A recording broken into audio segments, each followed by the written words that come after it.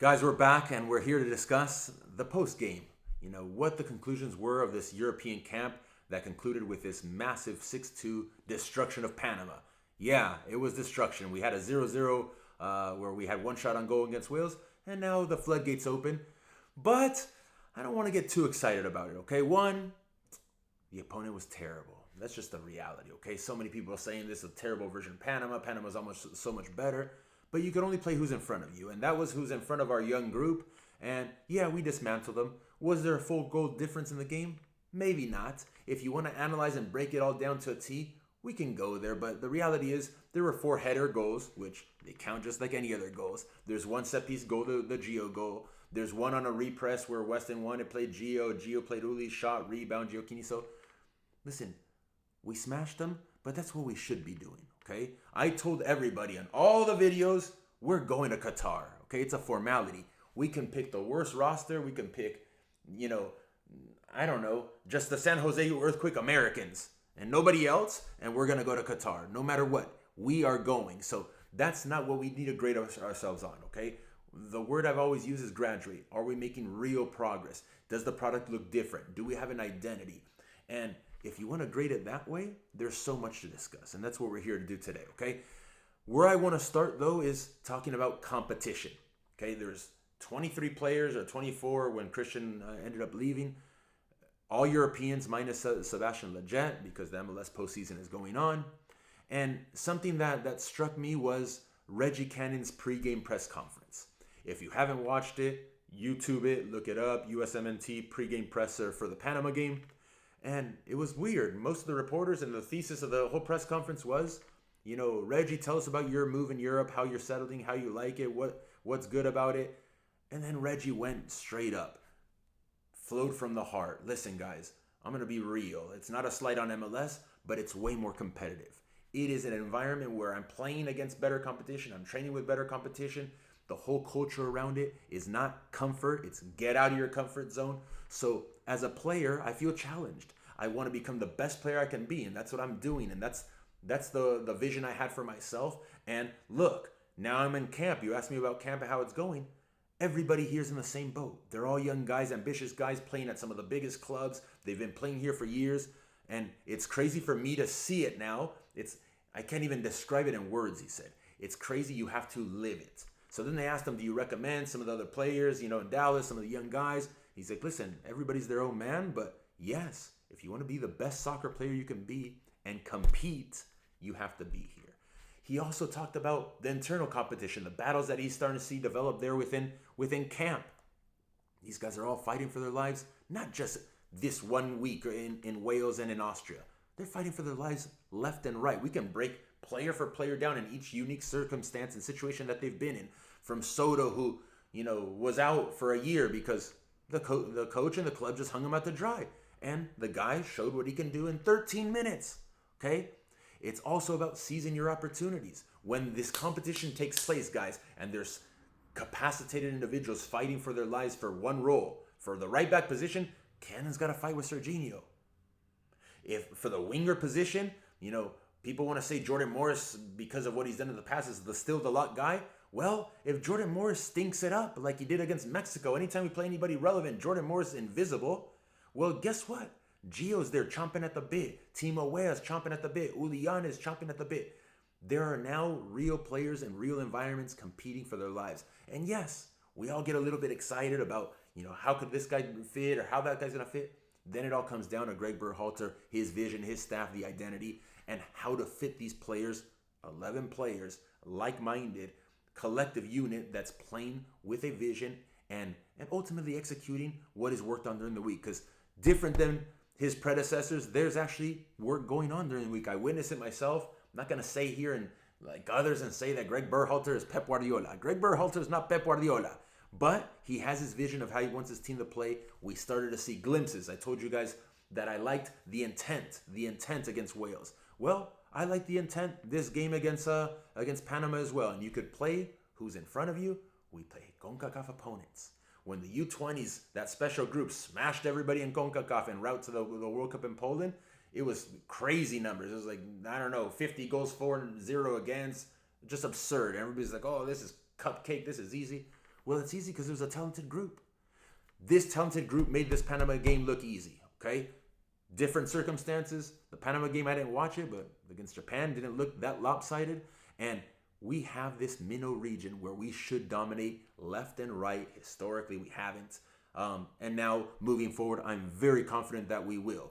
Barring Mexico, which is still a cut above us at the moment, we play who's in front of us, okay? We can all debate, was this camp productive from a schedule point of view compared to Mexico? Mexico scheduled their camp. They had a full week of training, and then they had their match, and then 2 days of training, another match, and then they all went home. We had 2 days of training or 1 day of training. You know, if you listen to all the interviews, 10 minutes to go over certain tactics, and then we had to play Wales, and then we had travel, and then a couple trainings, and then we played, and then camp was over. So Mexico had an October camp. We didn't.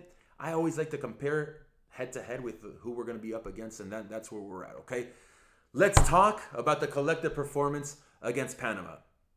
We were all furious. The comments, false nine, why is Sebi Lejet playing there? It's not his position. What were we doing? What were we thinking? We got all the explanations. We saw the performance, good and bad. There's pros and cons. We could dissect it every which way we want. We played Nico Drakini. He played a real nine. We played Uli Yanez and Gio Reyna repeated.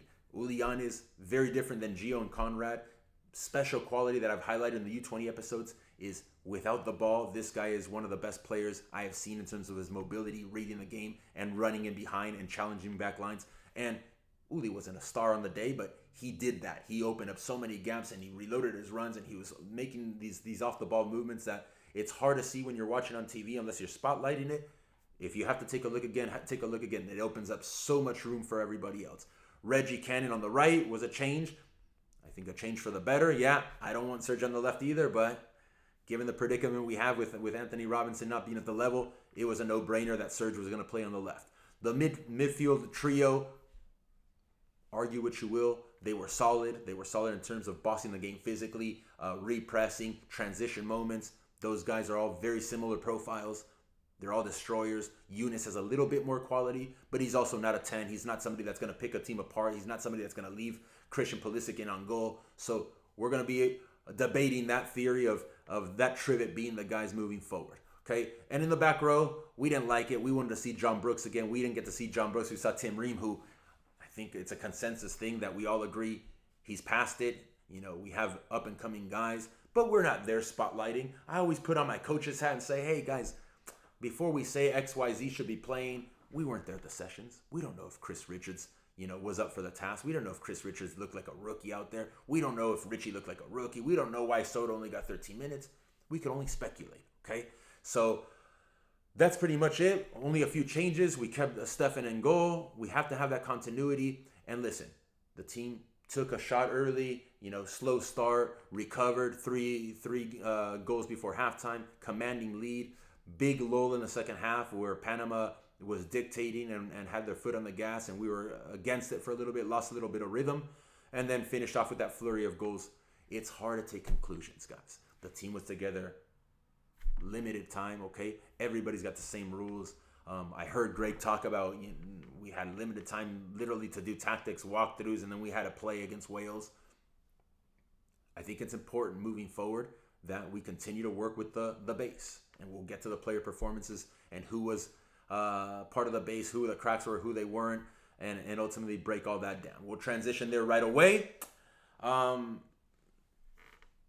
Something that I want to break down the categories. Let's start with the cracks, the supposed cracks, okay? The ones that we've all been hyping, the ones that excite us, the ones that are playing Champions League football. Who? Pulisic. He didn't get to play. We didn't get to see and spotlight how Pulisic would have looked with this group. We know what Pulisic brings to the table. We know what he's done in the past. He's our special player. He's our best player. He's our guy. I think he's the complete lock starter that no matter what he brings to the table, it's different than anybody else. Okay? Then we have Serginho Dest. Serginho Dest, it's tough. I like, and I'm a big fan, and I like what he brings to the table. I just didn't like certain aspects of his game when he's just casual and he's taking the piss. The same way I said Weston is taking the piss. Serge, if you watch him play for Barcelona, he has a responsible approach to the game. He takes it serious. He plays one or two touch.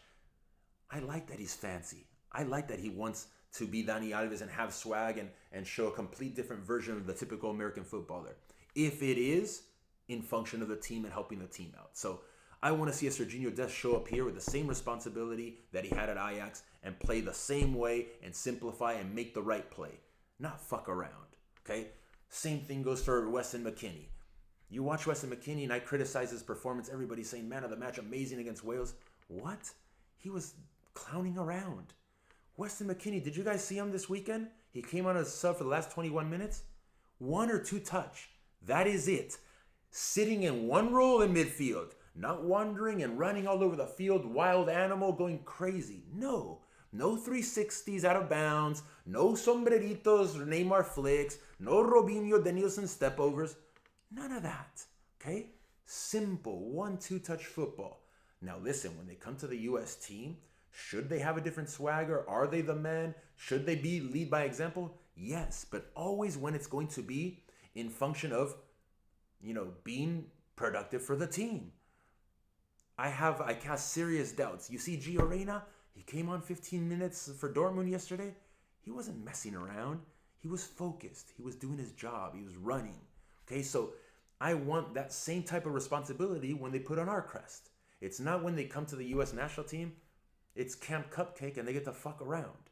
So I'm going to continue to spotlight that and demand that perfection. I think we should all demand the best version of our guys. When you see Tyler Adams play, he doesn't change. Tyler Adams comes with an maybe even bigger responsibility, and he takes it even more serious to be the guy and lead by example and do his job and nothing else. Okay? Did he show some rust? Did he mess up a couple of long balls? That's not his game.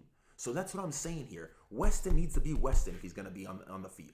Okay? Gio needs to be Gio, the one we see in his club. Yeah, it's different, but I'm talking about the approach, the responsibilities, because if not, the collective suffers, guys. And it's a difficult job Greg has now, okay? With the pedigree, with the mentality, with the approach, with the environments those guys are coming from. They feel like they're the stars here, and they could comport themselves like Ronaldo does. Gio putting his hands up after missing his teammate missed a PK because he wanted to shoot it. Great that you wanted to shoot it, Gio. You just turned 18. It was your second cap. You're not 30 caps in. The coach decided something else. You take it, all right? It's going to be a challenge for Greg and his staff because these guys with this big social media blow up about their name and how successful they're being and Instagram and how many followers I have and I got a 5-year deal here and I play at Dortmund and I play at Juve. It's a tough job to manage the ego now, okay? But it has to be done. I want to see our team be a team. And for moments, that wasn't the case, okay? I wish, again, I could put a clip up and show you guys. Weston Mckinney again. Guys, there's one play in the first half where he was driving in midfield and I think, it was Uli on the right, reloaded his run to run behind. All he had to do is slip a ball. He didn't slip it. He took another touch, another dribble. It became a duel. He had another chance where Uli reloaded his run. He didn't play it. He was running to the sideline. Another time where Uli reloaded it. So in one play, 3 or 4 reloads by Uli to just give me the ball. I'm wide open to go to goal. And yet, Weston McKinney taking the piss. If that was Cristiano Ronaldo, if that was Juve, if that was Bernardeschi, if that was Dybala, he gives him the ball. But here, I'm the man. You know what I mean? I'm the man of the match. Everyone said I was brilliant against Wales. It affects these players' psyche, believe it or not. So I want to see these guys be real and produce real football, okay? And when they do, I'm going to applaud it because we have good players, all right? Those are the cracks, the supposed cracks. I want more responsibility. I want more Tyler Adams-esque mentality and approach when they arrive at the national team camps. Guys, the base. Zach Steffen, I think, was good. He's not playing football. I think he showed fine. I think, could have done a little bit more on the goals, but he is our keeper. I don't think there's anybody close at the moment. He's got to be the guy moving forward. I'm happy Greg played in both games. Guys, this isn't charity. When someone shows up to the national team, it's not like, oh, we should all rotate games and everybody should get an opportunity. Hell no. If you're more skilled and you deserve to play, you play. If you're the right profile and the one that the coaching staff values and thinks is going to produce for the national team, that's who plays, okay? So good for Zach Steffen. Brooks, we already talked about Brooks, solid. Reggie Cannon has his highs and lows, has his moments. Not as clean, not as savvy, not as ready as a Serginho Dest or a real prototypical right back world class, but he's got work to do. He was okay. I guess that's what we're stuck with now. Reggie Cannon and Serginho Dest both playing at the same time because we have no left back at the moment. So Reggie was fine, provided a little bit of attack, gave us good width, understands the tactics, was part of that January camp and spent a month there. So he showed fine.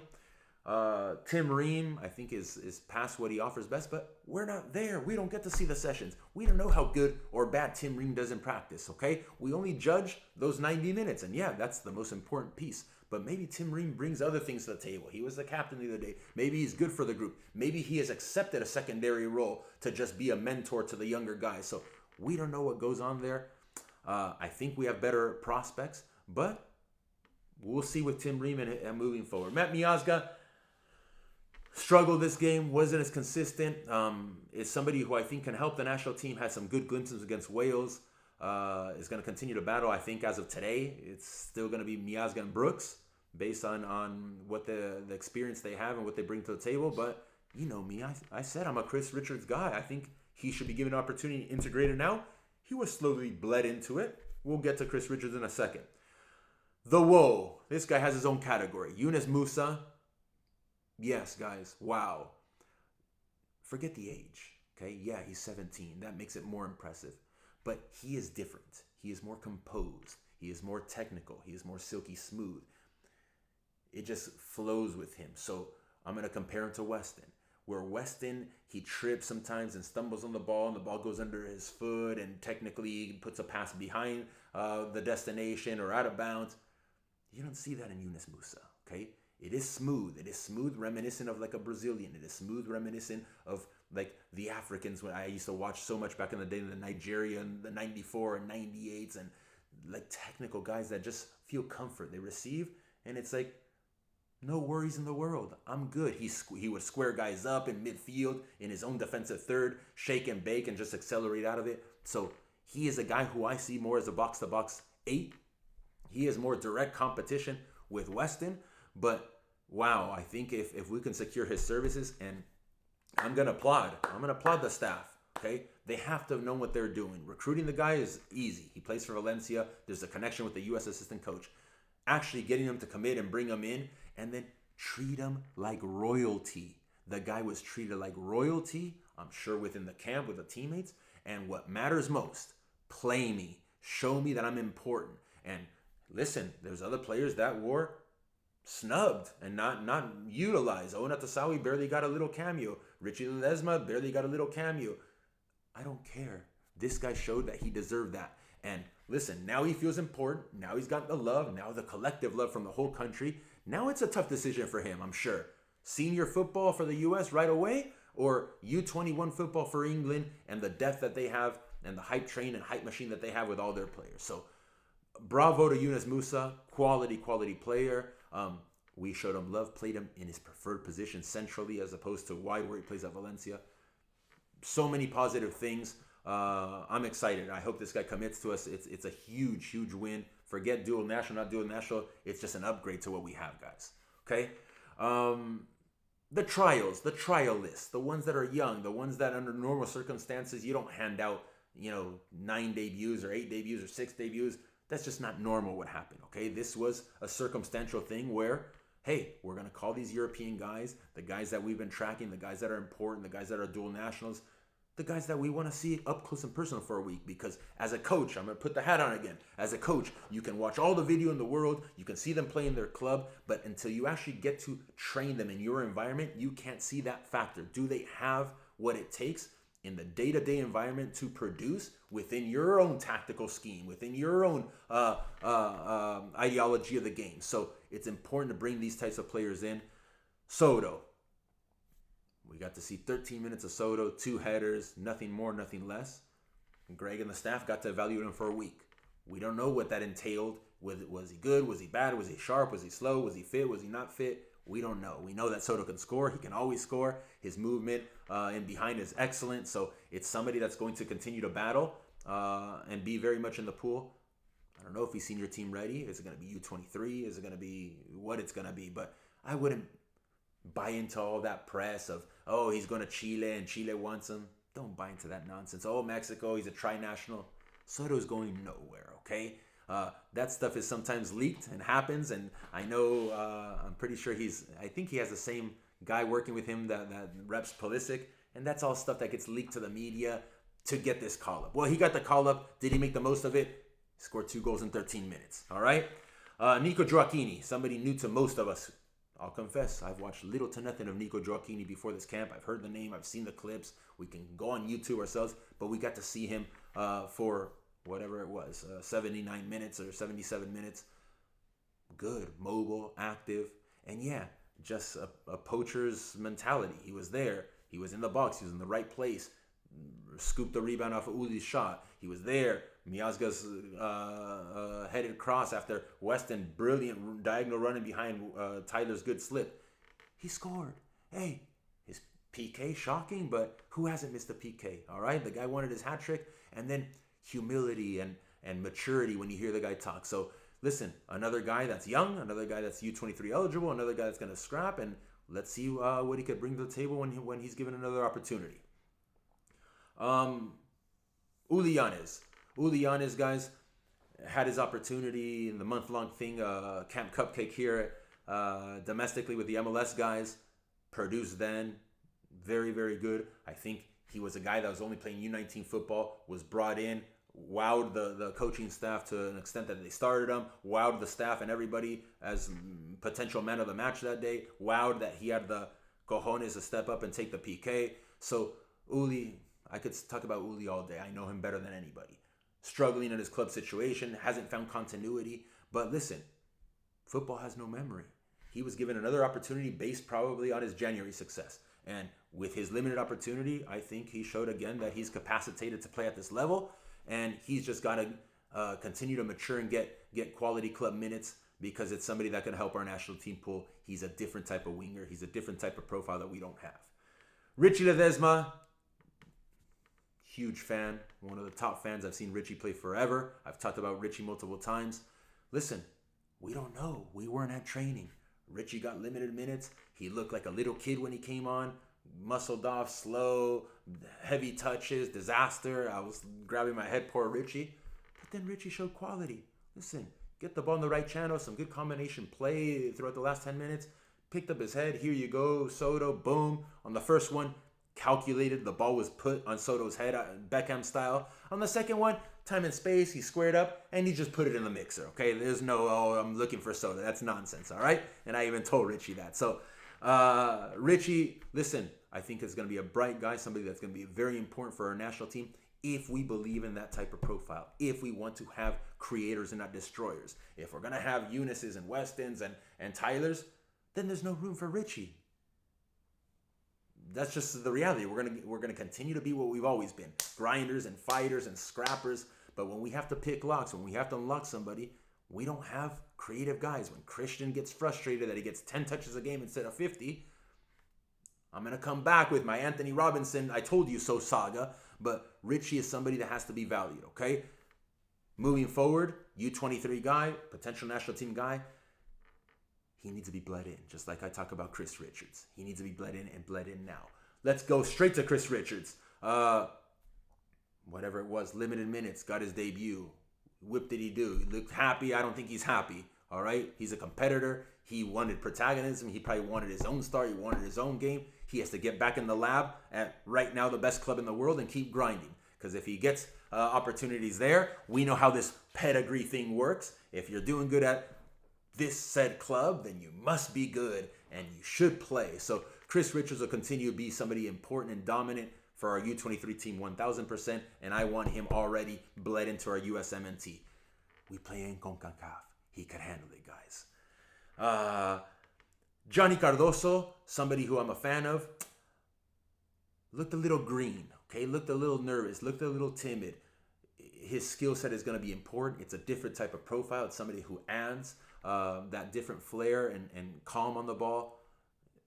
He can't tie Tyler Adams' shoes right now for the moment, but it's somebody that I'm so happy was brought in and given opportunities and given that same type of love that I talked about with Eunice, because he needs to feel that, okay? When he feels a part of something, then it's easy. I'm in. I'm all in. USA all the way. And it's important to do what Greg and his staff have done with some of these dual nationals. Timo Weah. just doesn't look like Timo Weah. And yeah, being away from the field for so long, I'm sure has affected him, taken his toll. And it hurts when you don't have continuity in your club. It hurts your psyche, it hurts your mentality, it hurts your confidence. He just didn't look like Timo Weah. So here's to hoping Timo Weah finds his swag back and finds that belief, because he can be an important player for our U23s and for our USMNT moving forward. Ethan Horvat, I don't talk about keepers. I don't know anything. I'm sure he's a good keeper. I'm sure he can battle to be the number 2, but that's all I'm going to say about Ethan Horvat. Owen Otasawi got the least amount of minutes of everybody, I think, minus Big C. And listen, he's still a big question mark. We don't know what skill set he brings to the table. Now he's playing as a central midfielder, as an 8 or a 6. You know, I projected him. I think he's better for our pool, selfishly, to be a U20 center back and help with that team moving forward. I don't know what's going to happen with this guy. He's England eligible. He's a supermodel. He's this, he's that. I don't know. I can't give you a report because we got a very small sample size of Owen Otasawi. Conrad de la Fuente, I've talked about a lot over the years, known the kid for a long time. He just needs time as well. Okay, he's not ready. He's not ready to help our USMNT today. He lacks the mobility to be that winger, that dynamic guy running behind the lines. He lacks, I think just the killer swag to take a guy on and have his head up instead of his head down. He's a winger, guys. He's a winger who is going to add to our U20. I don't even think he's ready for our U23s at the moment, but we'll see with Conrad. He didn't make the roster at Barcelona this weekend. He was actually on the bench at Barca B. So big highs and lows for him. Hopefully he stays level-headed and doesn't let this all affect him. It's big to be on the Barca first team, to make rosters, to get called for your senior national team, to get capped and start your first game. These are big moments for a young player, guys. These are 19-year-olds. So I'm hoping he stays level-headed and continues to drive forward. And last on the trial list, I put Anthony Robinson on the trial list squad. And I'll tell you why. He's already been part of our U.S. setup. He's had a long absence. We've talked about Anthony Robinson like crazy. I don't know what else to say, guys. If the data sample against Wales wasn't enough, great. Watch him in his club setting. See if he magically gets technique and a brain and understands how to play soccer. He is just not the right fit for our U.S. men's national team, okay? He'd be a lot better fit if we were playing different type of football, but in a controlled system where we want to boss games and dominate and break you down with passing and movement. He just doesn't have it. I don't want to slight this guy anymore. I don't need to see, the raw numbers. Anthony Robinson was 34 of 39, 87% passing, 6 duels won, 2 tackles, 3 crosses. I watch him play, and he is just not the guy for our USMNT, okay? We need better. We deserve better. We have to find better, okay? What that looks like right now, we have none, okay? Sam Vines isn't the guy. Chase Gasper isn't the guy. All these guys are not ready for international football. We'll simply put Serge there for the time being, and hopefully in the next 2 years, we have a different type of solution, okay? Thanks for stopping by, category Big C. Okay, I'm not sliding Big C. I think he's a very good prospect. He's young. He could be on our U20s. He's got a long way to go, but they called him in. They showed him love. They said, hey, we have this monster here, also a dual national. Let's see what he's got in the men's team environment. So Big C's got a big future ahead of him. Not necessarily for our USMNT at the moment, but thanks for stopping by in camp, Big C. Last guy on the list, Sebi Lejet. Okay, somebody that I know well on a personal level. Argentinian American as well. Parents are Argentinian. So listen, Sebi's a connector. I've said it 18,000 times. He offers what he can offer. He has more maturity. He has more experience than the up-and-coming crop of attacking mids or central midfielders in our pool. And I'm sure he'll continue to be part of the U.S. men's national team until the other guys are seasoned and ready. No issues with that. Sebi's a good guy. Sebi's a connector. He can play possession football. He can't unlock you. He can't beat you out the dribble. He can't finish. But he's a connector. No problem with Sebi Lejet. I think he'll be, part of maybe the December camp if we have one now. The January camp. He'll continue to play his trade at the Galaxy, be a core member of the Galaxy. He is just not a guy to graduate us, okay? Similar to the other guys that I've referenced in previous episodes, okay? Conclusions, guys. Okay, I kind of gave my report card. I was all over the shop today, but conclusions are this. We should be excited, Okay, 2021 is going to be a better year than 2020. It has to be. It can't be much worse. There is a loaded calendar. COVID allowing it to happen. We have Gold Cup, Nations League, Olympics, Olympic qualifiers, U20 qualifiers, U20 World Cup. There's opportunities galore for all these players and prospects that we have floating around domestically and in Europe. Okay, it is exciting. It is exciting to see our team after 10 months and our team tested by a European foe, second tier European foe in Wales. It's exciting to see our team up against a hard, difficult CONCACAF opponent.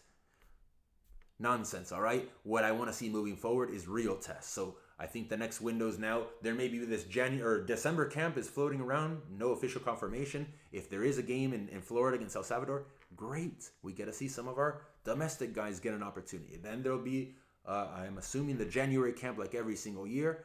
And then it's the real time again. Fecha FIFA date, March 2021.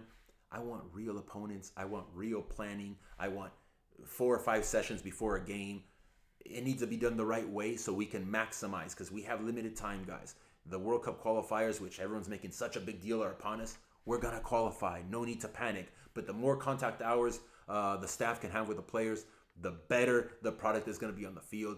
And my last plea, my last thing is, I want our top players to continue to be exposed to these opportunities and play in Champions League and play in these top level clubs and compete every single day. But when they come and they get called into camp and the excitement is there, come and be leaders. Come and show that swagger. But be yourselves, guys. Be yourselves. Play for the team. Play for the crest. Elevate us. Because, guys, we have players knocking. This is an important crop. I think the staff is doing a good job with the group. Let's not go and say we're world beaters yet, okay? Because if this Fecha FIFA, we would have been up against, I don't know if anybody saw Spain and Germany. If we would have been up against Germany, they would have wiped the floor with us. Germany, who lost 6-0 to Spain, okay? Germany, who has real Champions League players that have played consistently for the last decade on the Champions League. So, guys, it's good to be excited, but always measured. Let's continue to spotlight everybody. I'm going to continue to come back. I'm going to come back with a player next week. I don't know. Tell me who you want. It might be Yunus Musa. It might be Gio Reyna. We might go to the forward line. We have 9,429 nines, according to everybody, that are so good and so international pedigree ready. I disagree, but we're going to go at it like we always do. I hope you guys enjoyed. Continue to tune in. Tell me your thoughts. I'm going to start, like I said, replying back to everybody. All right, guys, we'll catch you back next week.